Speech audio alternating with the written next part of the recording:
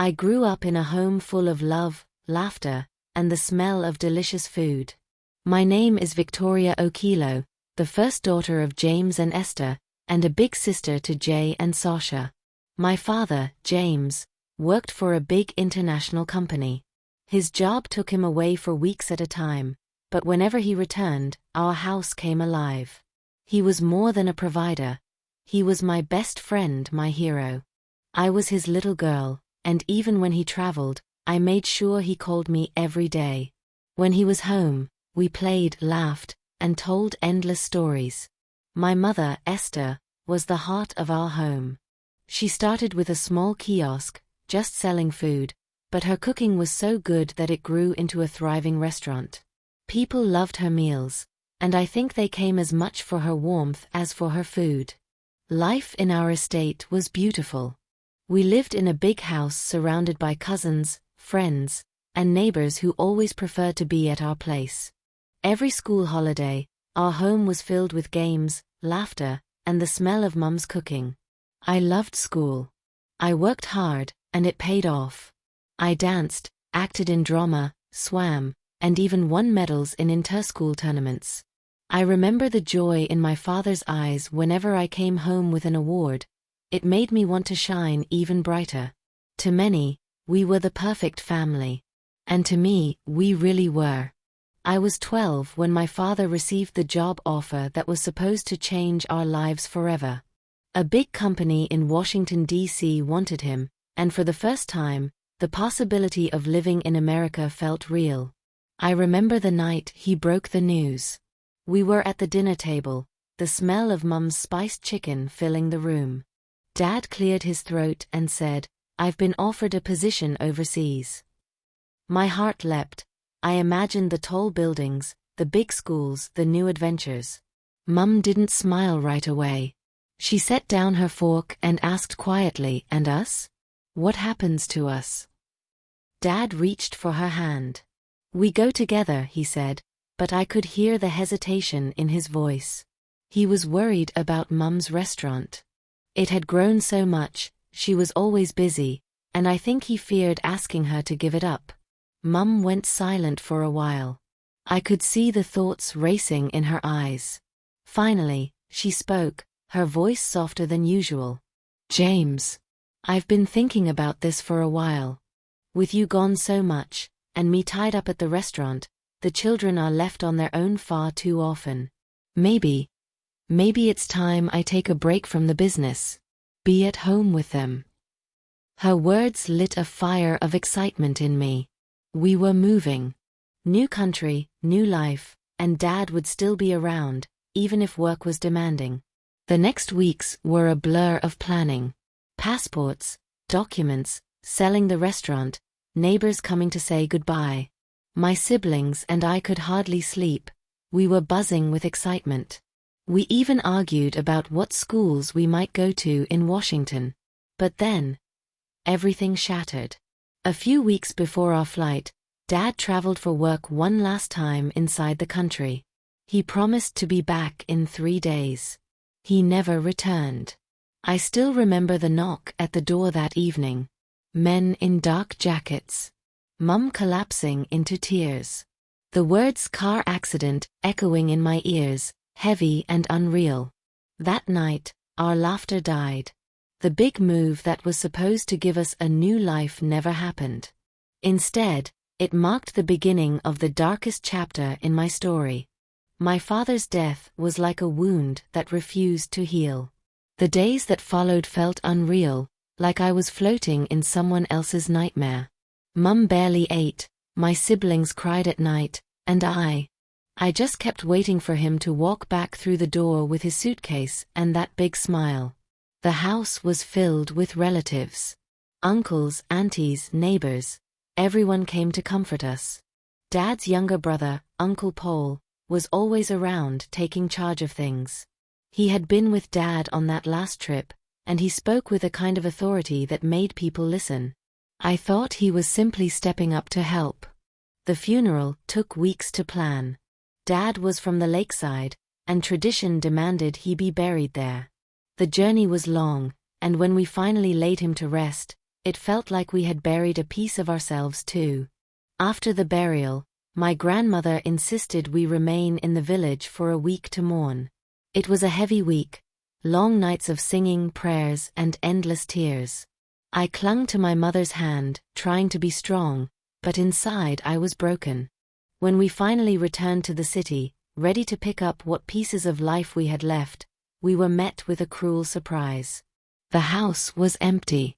Workers were there, tearing things apart, painting, changing locks. Mum froze at the gate. Uncle Paul had somehow sold our home while we were away. He had taken Dad's documents, bank cards, everything. In a single stroke, we had lost not only my father but also the life he had built for us. Mum reported it to the police, but nothing came of it. Instead, strange numbers began to call her. She was followed on the streets. Threats whispered from people we didn't know. Fear wrapped itself around us like a net. One night, Mum packed our bags. She didn't say much, but her eyes told the story. We couldn't stay in the city anymore. We couldn't fight powerful shadows we didn't understand. And so, we left. We returned to Mum's childhood home at the coast, with nothing but our clothes and a few boxes. The house there was small, old, and nothing like the estate we once knew, but it was safe. That was the beginning of a new life. A life I never imagined. Life at the coast was different. Slower, quieter, almost too quiet. The ocean breeze carried salt and memories, and though it was peaceful, I often felt the silence pressing down on me. We were safe, but we were also starting over from nothing. I poured myself into school. Books became my escape, a place where my father's absence didn't feel so heavy. Despite the struggles, I pushed through and finally graduated from high school. The day I held my certificate, I smiled for the cameras, but deep inside I knew it wasn't the end I had once dreamed of. Before Dad died, I always imagined I'd go to university. He used to say, "My Victoria will be a great woman one day." But after losing him, after losing our home, university felt like a distant dream we could no longer afford. It was during this time that Mum reconnected with an old friend, Mrs. Peter. They had been close years ago but had drifted apart. The friendship reignited quickly, and soon Mrs. Peter was visiting often. They laughed together like schoolgirls, whispering and talking late into the night. I thought it was just friendship, but I was wrong. I didn't know it then, but those whispered conversations carried plans for my future. Plans I had not been asked about. Mrs. Peter had a son, Isaac, 6 years older than me, already working, stable, and unmarried. My mother and Mrs. Peter believed they were doing what was best for me. They wanted me to be secure, to have someone to take care of me, since my dream of university seemed out of reach. Their plan was simple. After my graduation, I would be introduced to Isaac, not just as a girl, but as his future wife. But no one told me this. To me, it was all innocent. Mum only said, "Victoria, now that you've finished school, you shouldn't just stay idle at home. I'll ask my friend Mrs. Peter to help you get some work experience in the city. It'll be good for you." I was excited. I wanted to be useful, to work, to carve a path for myself. So, after graduation, I packed my bags with hope in my heart, completely unaware that the journey I was about to make wasn't just about a job. It was about a secret arrangement that would change the course of my life. Returning to the city felt strange, almost bittersweet. I had grown up here, running through wide lawns in a gated estate, my father's laughter echoing in the evenings when he was home from his travels. But now, everything was different. I was no longer returning to the house I once called home. That chapter had closed the moment my father died and my uncle stole everything. At the station, Mrs. Peter was already waiting for me. She spotted me quickly, waving with a warmth that eased some of my nervousness. She embraced me tightly. "Victoria, my dear," she said, her voice gentle. "Your mother and I go way back, and I promised her I'd look after you. You'll be just fine." That night, I stayed at her home. It was beautiful, but in a different way from the house I once knew, quieter, filled with an order that reflected her personality. She treated me kindly, serving me a hearty meal and asking about my siblings and my mother. For a moment, I felt comforted, as though I was in safe hands. The next morning, over breakfast, she told me about the arrangement. "Victoria, I'll be taking you to Isaac's house today," she said matter-of-factly. "He works long hours and needs someone to help with the house. You'll cook, clean, and make sure everything runs smoothly." I nodded, though my heart pounded. Something in the way she said it carried more meaning than the words themselves. Isaac's house was in a quiet, middle-class neighborhood, not far from the kind of estate I once lived in, yet worlds apart from what I had now. His home was modern and well-kept, but it felt empty, as if no one really lived there. When he appeared, I recognized him immediately. He was tall, well-dressed, and carried himself with the easy confidence of someone used to success. He greeted his mother warmly, but his expression hardened slightly when his eyes landed on me. "This is Victoria," Mrs. Peter announced, smiling. "She'll be staying here with you. I know how busy you are, Isaac. She'll take care of the house and meals." I saw the conflict in his eyes. "Mother, this isn't." But she cut him off with a firm look. "Trust me, Isaac. You need this." When she finally left, Isaac turned to me, running a hand over his face. His sigh was long and heavy. "Look, I know you didn't choose this," he said. "Neither did I. But since you're here, let's agree to make it work. On our terms." And so, my new life began. Not as a university student, not as a bride, but as a young woman trying to rebuild her life under the roof of a man I barely knew. Little did I know, this uneasy arrangement would open doors I never imagined. At first, Isaac's house felt like a guest room I had overstayed in, quiet, neat, but soulless. His routine was predictable. He left early for work, returned late, ate whatever his mother brought, and disappeared into his study until bedtime. We hardly spoke beyond polite greetings. But I couldn't just sit around idly. Something in me itched to make the place feel alive. I started small, dusting the corners, rearranging the books on the shelves, polishing the wooden floors until they gleamed. Then I tackled the kitchen, scrubbing every surface and lining up the jars in neat rows. Soon, Isaac began noticing. "This place looks different," he muttered one evening, almost suspiciously, as he walked in. His eyes scanned the sparkling counters and the freshly folded curtains. "Cleaner, you mean," I replied, hiding a smile. The truth was, I wasn't just cleaning. I was shaping the house in my own style. Simple, warm, elegant. I bought fresh flowers from the market with the little money Esther had slipped into my bag, placing them in jars that Isaac's mother had tucked away and used. I baked muffins in the evenings, filling the house with the scent of vanilla, a skill I had inherited from Mama's eatery days. One Saturday morning, I decided to capture what I had done. Borrowing Isaac's old camera, I snapped pictures of the spotless kitchen, the folded laundry stacked like art, and the cakes I baked. Something about framing these moments gave me joy. Later, I uploaded them to a small social media page I created under the name Elegant Hands. To my surprise, people responded. "Your home looks like a magazine." One comment read, "Please share your baking recipe," another follower begged. The more I posted, the more ideas I had.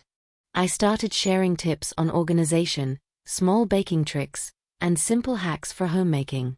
Within weeks, my page had grown beyond anything I imagined. Isaac remained indifferent, or at least pretended to be. One evening, though, I caught him scrolling on his phone with a familiar look. He raised an eyebrow at me. "Elegant Hands?" he asked, smirking. I felt my cheeks burn. "Don't laugh. It's just something I do to keep busy." He chuckled softly, shaking his head. "You're turning my house into a showroom." But there was no malice in his words. If anything, there was pride. And slowly, something shifted between us. The house was no longer just Isaac's, it was ours in a way. My hands had given it life, and my creativity was giving me a purpose. For the first time in years, I felt like maybe, just maybe, I was building something of my own. Life with Isaac settled into a rhythm. I managed the house, ran Elegant Hands, and baked on weekends. He went to work, stayed late, and spent his evenings in his study. On the surface, we were like two parallel lines, close yet never touching. But there was something I hadn't anticipated: his girlfriend. The first time I met her, I wasn't prepared. She came over one evening, tall and stylish, her perfume arriving in the room before she did. Her laughter rang through the living room as she handed Isaac a gift bag. "Darling, you didn't tell me you had help now," she said with a quick glance in my direction, her tone polite but dismissive. Isaac shifted uncomfortably. "Victoria helps around with the house. That's all." I smiled faintly, nodding, but my heart sank. Suddenly, the air in the room felt heavy. I excused myself to the kitchen, hiding behind the sound of running water. From that night on, her presence lingered even when she wasn't around. She called often, and when she visited, I made myself scarce. But every time I caught Isaac watching me, whether as I arranged flowers on the table or pulled a tray of bread from the oven, I couldn't shake the feeling that something was changing. One Saturday, while he sat at the dining table buried in work, I placed a plate of muffins beside him. "You didn't have to," he said, without looking up. "I wanted to," I replied simply. When he finally tasted one, his eyes lifted briefly to mine. For a fleeting moment, the silence between us wasn't awkward, it was tender. That same week, one of my baking videos unexpectedly went viral. My notifications exploded with messages, requests, and even potential business collaborations. I was overjoyed, but also nervous. "Isaac," I blurted one evening, holding my phone out to him, "people actually want to buy what I make." He studied the video, then looked at me with quiet admiration. "You're talented, Victoria. Don't underestimate yourself." It was the first time he spoke to me not as a helper in his house, but as someone with dreams of her own. Yet, as his girlfriend's perfume lingered in the corridors and her laughter echoed in my memory, I reminded myself that this wasn't my home. And he wasn't mine. Still, something unspoken was growing, fragile but undeniable. By now, Elegant Hands had become more than just a pastime, it was a little business. Orders for my cakes and pastries trickled in steadily. Neighbors dropped by to pick up their treats, and sometimes I even delivered them on my way to the market. With every order, my confidence grew. I remember one particular Saturday afternoon when the living room table was piled high with neatly packaged muffins tied with ribbons. Isaac came home earlier than usual, and his eyes widened at the sight. "What is all this?" he asked, setting down his briefcase. "Orders," I replied, unable to hide my grin. "Can you believe it? People are actually paying for my baking." For the first time he laughed. Not the polite chuckle I was used to, but a genuine laugh. "Looks like I'm living with an entrepreneur." His words warmed me. But just as quickly, the warmth was snuffed out. That evening, his girlfriend dropped by. I watched from the kitchen as she spotted the packages on the table. "What's this, Isaac?" she asked, her voice sharp. "Victoria's baking," he said casually. "She's turning it into a business." Her eyes flicked to me, her lips tightening. How quaint. She didn't hide her disdain, and though I tried to brush it off, I couldn't forget the look she gave me, a mixture of suspicion and superiority. Over the next few weeks, her visits grew less frequent, and their conversations, once lively and affectionate, turned into arguments behind closed doors. Sometimes, I heard raised voices through the walls. One evening, Isaac sat at the dining table long after she stormed out, his tie loosened, his face weary. I hesitated, then placed a cup of tea in front of him. "Thank you," he murmured, his eyes meeting mine. For the first time, I saw not the confident man who commanded boardrooms, but someone tired, maybe even lonely. Our conversations grew from polite exchanges to little things. His work, my recipes, the odd memory of childhood. And each time, I felt the wall between us soften. Meanwhile, elegant hands kept blossoming. My page hit 5,000 followers, and small businesses reached out for collaborations. I spent evenings sketching ideas, experimenting with recipes, and filming tutorials in the kitchen. One night, as I arranged cupcakes in neat rows for a photo, Isaac leaned against the doorway watching. "You know," he said, his voice low, "this house feels different now. Warmer. Livelier. Because of you." I looked up, startled. His gaze lingered just a little too long, carrying an honesty that unsettled me. And in that moment, I knew, something between us was shifting, no matter how hard we tried to pretend otherwise. The shouting began before I even realized Melissa had arrived. I was in the kitchen, kneading dough, when her sharp voice pierced through the air. "You've changed, Isaac. This house. Everything. What is going on here?" I froze, hands sticky with flour, as her heels clicked across the tiles. Moments later, she stood at the doorway of the kitchen, eyes sweeping over the spotless counters, the fresh flowers on the windowsill, the trays of cupcakes cooling on the rack. Her gaze landed on me. "So this is her," she sneered. "Melissa." Isaac's voice was tense behind her. "Don't." She ignored him, stepping closer. "Is this why you don't have time for me anymore? Because of her? A little maid playing house?" My throat tightened. "I didn't ask for this," I said softly, my hands trembling. "I'm only here to help. If I'm causing problems, I can leave." "No." Isaac's voice was firm, cutting through the tension like a blade. He moved closer, standing between us. His eyes locked on mine, steady and unyielding. "You're not going anywhere." Melissa laughed bitterly. "So it's true then. You've chosen her." Isaac's jaw tightened. "I'm not discussing this here." But Melissa wasn't finished. She turned to me, her eyes blazing. "Enjoy it while it lasts. But trust me, this won't end the way you think." With that, she grabbed her purse and stormed out, the slam of the front door echoing through the house. The silence that followed was unbearable. My chest rose and fell quickly, my hands still coated in flour. I dared not look at Isaac, afraid of what his expression might reveal. Finally, he turned to me. "Don't ever say you'll leave again," he said quietly but firmly. "This is your home now too." The words hit me harder than Melissa's accusations. My home. For the first time since my father's death, someone had said those words to me. And as Isaac stood there, close enough for me to see the resolve in his eyes, I knew everything had changed. After Melissa's stormy departure, the house felt heavier than ever.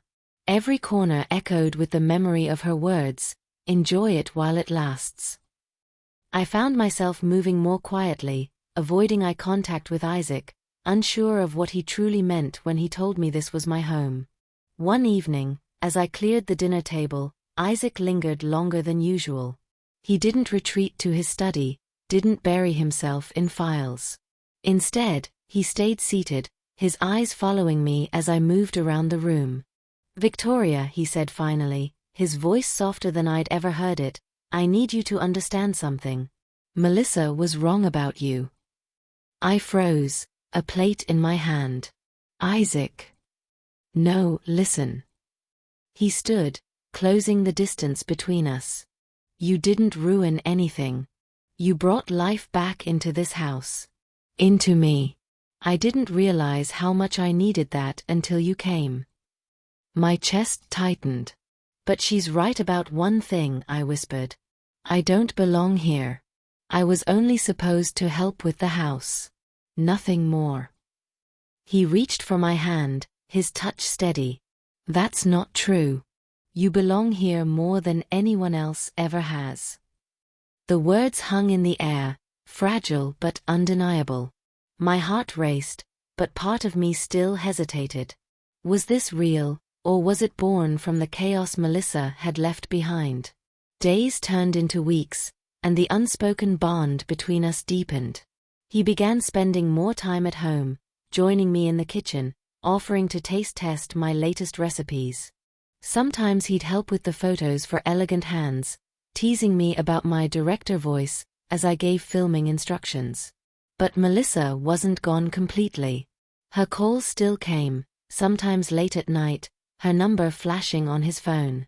I never asked what they spoke about, though his tone was clipped and final. Each time, after he hung up, his eyes found mine, as if silently reassuring me. One night, as we sat on the balcony watching the city lights flicker in the distance, Isaac finally spoke the words I'd been both longing for and dreading. I don't want to pretend anymore, he said, his voice low but firm. I want us. Not because my mother hoped for it, not because circumstances pushed us together, but because I've fallen for you. My breath caught, my heart pounding in my chest. I searched his face for doubt, but there was none. Only truth. And for the first time in a long time, I let myself believe in love again.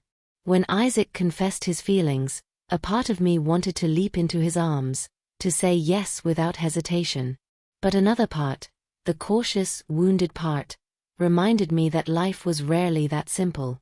Still, from that night forward, everything between us changed. He no longer kept his distance.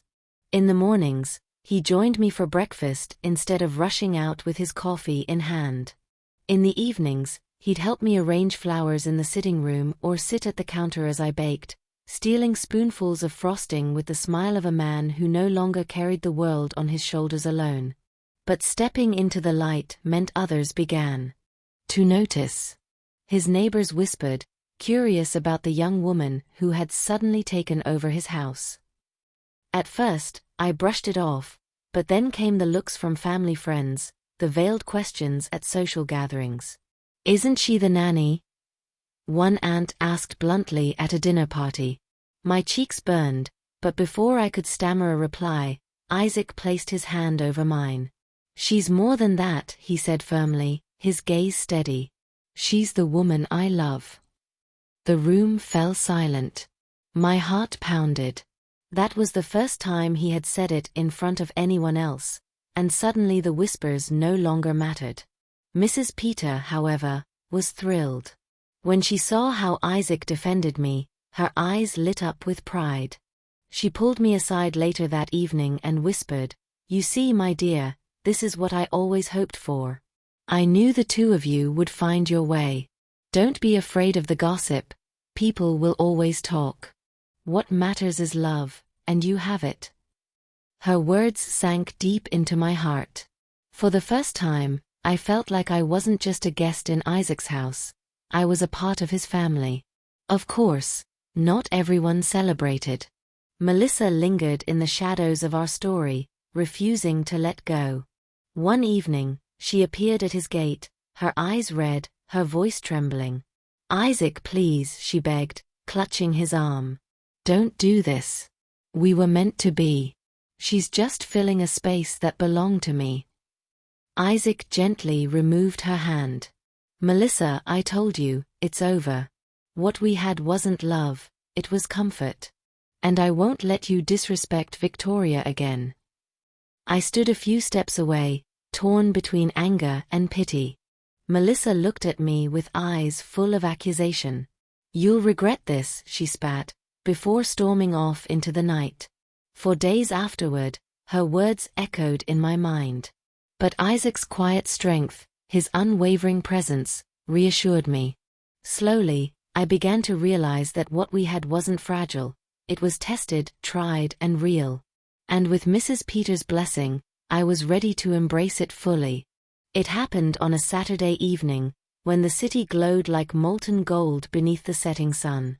I had just finished arranging fresh flowers in the living room when Isaac called from outside.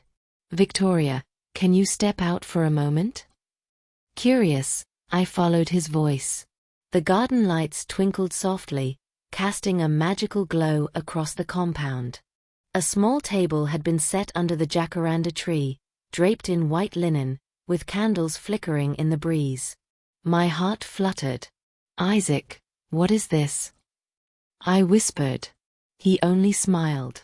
"Sit with me." We shared dinner, simple, yet thoughtful. He'd ordered from my favorite restaurant, but the dessert was mine, a cake I had baked that morning, now decorated with care. Afterward, he rose, gently pulling me up with him. His hand trembled slightly as he reached into his pocket. "Victoria," he began, his voice low but sure, "when my mother first brought you here, I thought she was pushing me into something I wasn't ready for. I told myself I had my own plans, that love would come later. But then, you happened. You filled this house with light, laughter, and grace. You've changed me." He dropped to one knee, opening a small velvet box. "Victoria, I don't want to imagine life without you. Will you marry me?" Tears welled in my eyes. My hands covered my mouth as I gasped. "Yes," I whispered, my voice breaking. Then stronger, "Yes, Isaac. I'll marry you."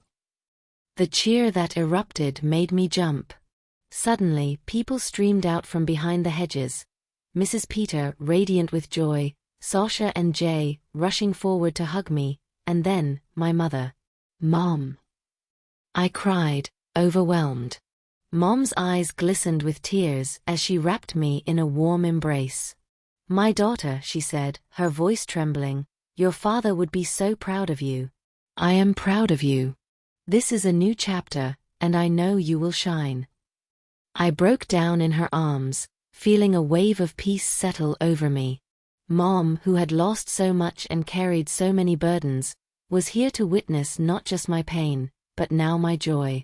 When Isaac slid the ring onto my finger and the applause echoed through the night, I knew this wasn't just my story anymore. It was our story, woven together with family, love, and hope reborn. The weeks after the proposal were a whirlwind.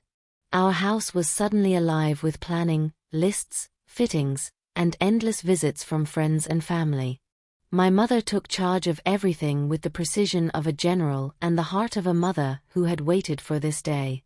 "This wedding must reflect your father's legacy," she said often, her eyes shining with both pride and memory. "He would have wanted you to be celebrated in full." Mrs. Peter was no less enthusiastic. If my mother was the architect of the ceremony, Mrs. Peter was its financier and cheerleader. She visited almost daily, her laughter filling the house, her hands sketching seating plans and flower arrangements. For once, she and Mom stood side by side, two women who had weathered storms together, working in harmony for our joy. On the morning of the wedding, I stood before the mirror in a lace gown that shimmered softly under the light. My heart raced, but my mother's steady hand on my shoulder calmed me. "You look like a queen," she whispered, dabbing at her eyes with a handkerchief. "Victoria, today is the fulfillment of everything your father and I dreamed for you. Walk tall, my daughter." The ceremony was held in a sprawling garden filled with blossoms in every color. Guests arrived dressed in vibrant fabrics that shimmered in the sun. Music floated through the air, both traditional drumming from my mother's coastal home and soft violin melodies that Isaac loved. It was a perfect blend of two worlds, two families, two legacies. When I walked down the aisle, holding Mom's arm, I saw Isaac waiting at the altar, his eyes fixed on me as though nothing else existed. His smile was steady, sure, and it carried me forward with every step. The vows we exchanged were simple but weighty, carved from truth, promises to stand together through trials, to build a home rooted in love, to never forget the journey that brought us here. When the pastor declared us husband and wife, and Isaac kissed me to the roar of applause, I caught sight of my mother and Mrs. Peter in the front row. They were holding hands, tears streaming freely, their friendship renewed and their hopes fulfilled. The reception that followed was nothing short of jubilant. Laughter rang out as we danced, children twirled on the lawn, and tables overflowed with food, many of the recipes drawn from Mom's old restaurant. Isaac, normally reserved, danced with abandon, and when he spun me into his arms, the guests cheered louder. In that moment, I felt the completeness of it all. My father wasn't there in body, but his spirit was stitched into every hug, every blessing, every joyful song. Mom had carried us through the darkness, and now she stood beside me as I stepped into the light of my new life. And when the night finally fell quiet, Isaac whispered in my ear, "This is just the beginning." And I believed him. Married life with Isaac is nothing like I had imagined, and everything I had hoped for. We are not without our disagreements, of course. There are mornings when he misplaces his files and evenings when I am too tired to bake, and we snap at each other over little things. But always, at the end of the day, we find our way back to laughter, to apologies whispered in the quiet of our bedroom, to love. Our days begin with the sound of Eliana's soft footsteps padding across the hallway and Nathaniel's sleepy giggles as he follows her. Isaac is usually already awake by then, sitting by the window with a cup of coffee and his Bible open on his lap. He reads quietly, then looks up with that familiar smile that still makes my heart flutter.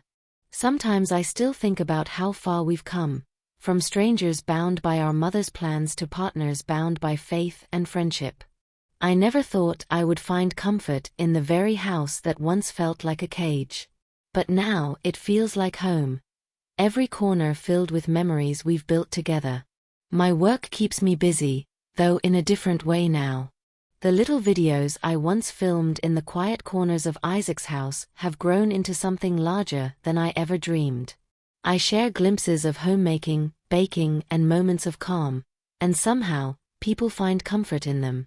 Messages pour in from women who say my story gives them courage, who see themselves in my journey from uncertainty to grace. It humbles me every single time. Isaac's career is blossoming too. He's been promoted twice in the last few years, and though the hours can be long, he remains devoted, not just to his work but to us. On weekends, he insists on making breakfast, usually pancakes shaped like stars or hearts for the kids. Watching him with them, his patience, his laughter, reminds me why I fell in love with him in the first place. Evenings are my favorite. After the children have gone to bed, we sit on the porch with tea and we talk about our dreams. The expansion of my bakery brand, his plans to start a mentorship program for young engineers, and how we want to raise Eliana and Nathaniel to walk in faith and integrity. Sometimes, silence settles between us, but it's a comfortable silence, the kind that speaks more than words ever could. He takes my hand, and I feel that same quiet assurance I felt the day he asked me to stay, that this is where I belong. Life isn't perfect, but it's ours. Built on grace, anchored in love, and strengthened by the God who brought us together in the most unexpected way. And as I watch the stars shimmer above our porch, I whisper a prayer of gratitude, for Isaac, for our children, for the laughter and the lessons, and for the winding road that led me here home.